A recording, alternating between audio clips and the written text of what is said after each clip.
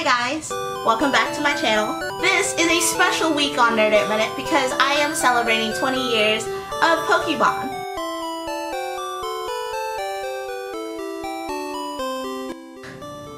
I have been a fan of Pokemon for a very long time. I grew up with it.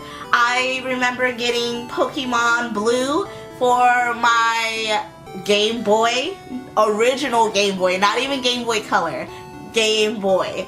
And I had a Game Boy, I had a Game Boy Color, I had a Game Boy Advance, and then I didn't have anything else until I got a Nintendo DS Lite, so I could still play my Game Boy Advance games. And then I switched over to a Nintendo DSi, and now I have a Nintendo 3DS XL. But I've been a fan since Pokemon Blue and Red.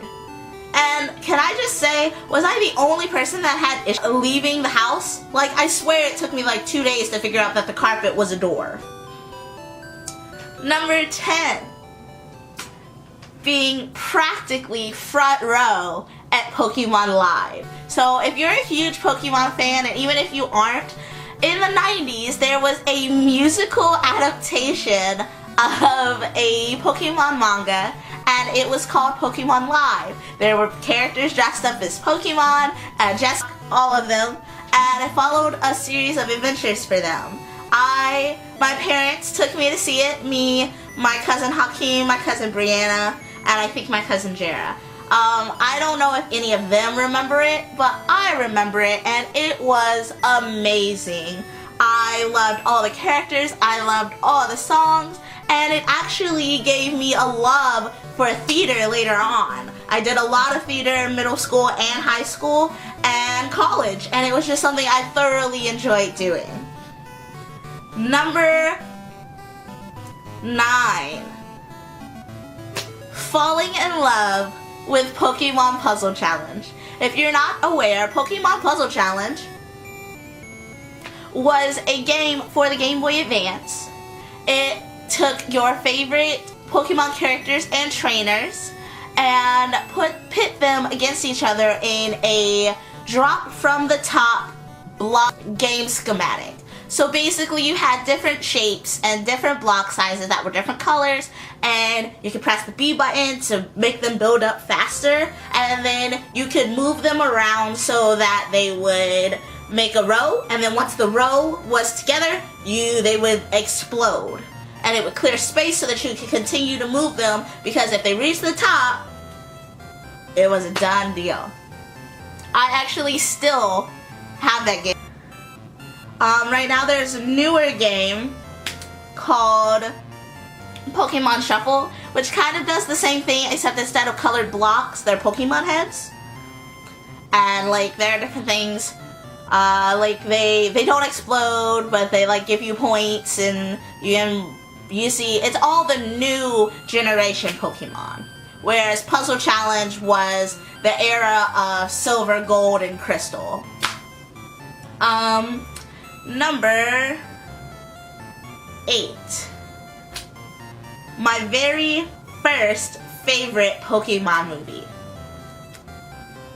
Pokemon the Movie 3. Now, I know that that's a sucky title, but this movie was in the generation of Gold, Silver, Crystal.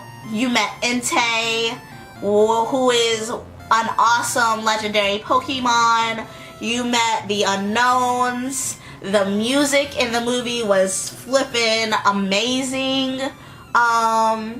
It was just a great movie, and it was my very first favorite. I liked the original movie, but it made me cry too much to be a favorite. It was just a really good movie, but I'm 24. I can go back and watch the third movie and enjoy it. That's why it's my favorite movie. Number 7. The entrance of the very first female trainer that was playable for you.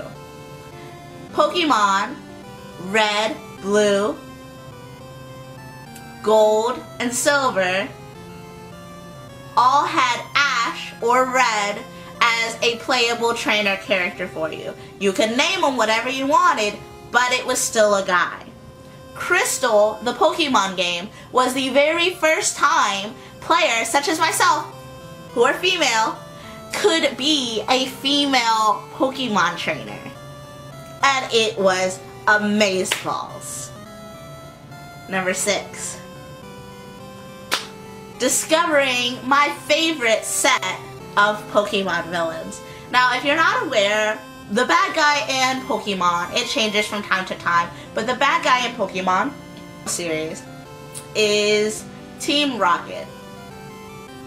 Now as you get into the newer series, there are different bad guys, Team Magma, Team Aqua, so forth and so on. But your original bad guy set was Team Rocket. Now everyone knows Jesse and James because they're the main protagonists. But as you watch the TV show, as you watch the movies, you meet other parts of that huge organization. And all of the teams that you meet, all of the people that you meet are actually named after American outlaws. Jesse and James are Jesse James. Butch and Cassidy are Butch Cassidy. My favorite set were 2 ladies from Pokemon Heroes, and their names were Annie and Oakley, an amazing female gunslinger at the time.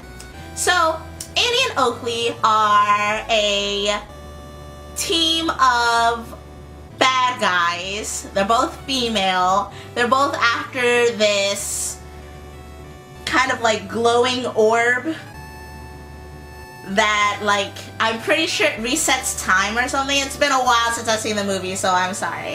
But I loved that they were female. I love that they were badass. Like, Jesse and James are cool, but they're not scary. They're not formidable. They're just not. They're like, they're just, oh, those silly rogues. Like, they're not like, oh, snap, maybe we gotta regroup and come. Like, you're not scared of Jesse and James. Annie and Oakley were a force to be reckoned with. And I just thought they were awesome. Number 5. Ugly crying. The worst type of crying you can do. Others know it as bawling. I, Gabriella Spockette, as you know and love me, ugly bawled over Pokemon Ranger and the Temple of the Sea. Now, without giving anything away, Pokemon Ranger is a different set of Pokemon trainers that help either gather up Pokemon that are in unsafe locations and move them to somewhere where they can breed and be safe, or they're kind of like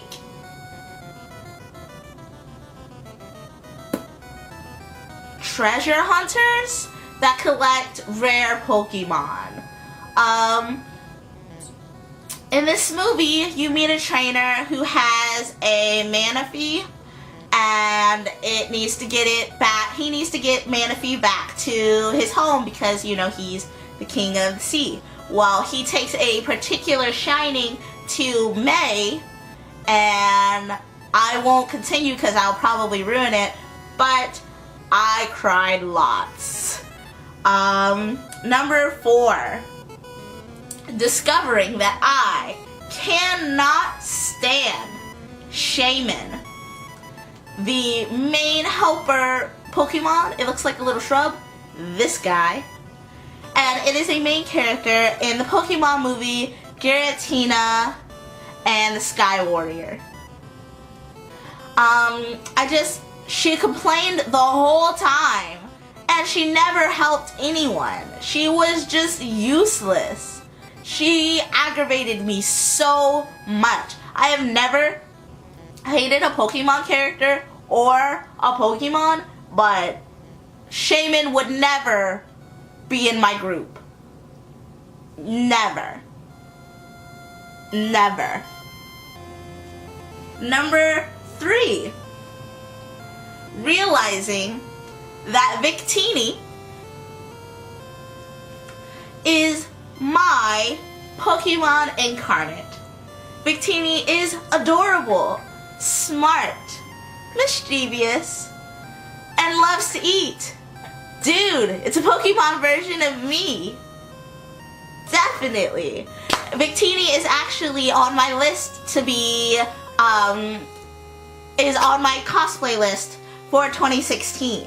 I made these Pikachu ears just to see if I could do it, and now that I know that I can, I will be making a Victini set pretty soon, and I will be wearing them at a convention and or using it to do a video sort of like this. I just think Victini is my spirit animal. It's my Pokemon incarnate. If I was a Pokemon, I would be Victini. Number 2. We are getting through this, guys. It's almost over. Being able to choose skin color in Pokemon XY.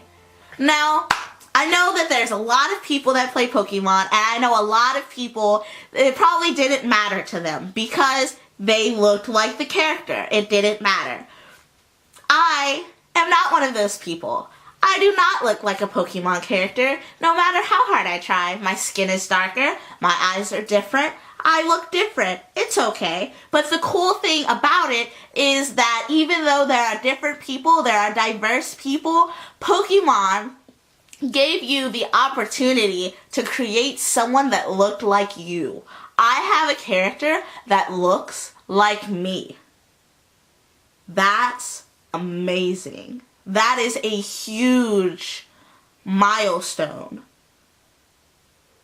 Representation comes in all forms and sizes and media.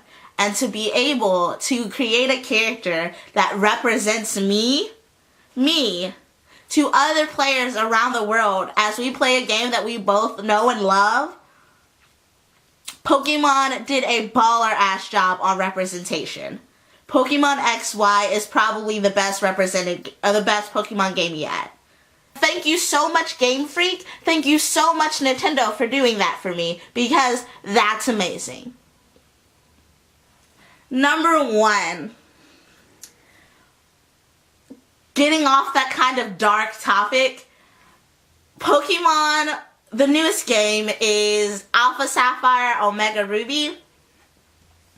In this game, using the circle pad, you are able to sneak up on Pokemon in the grass.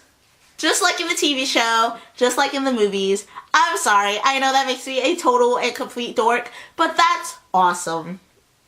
It just makes me one step closer to actually feeling like a Pokemon trainer, and that's pretty awesome. So that was my top 10 favorite moments of Pokemon. I am done now.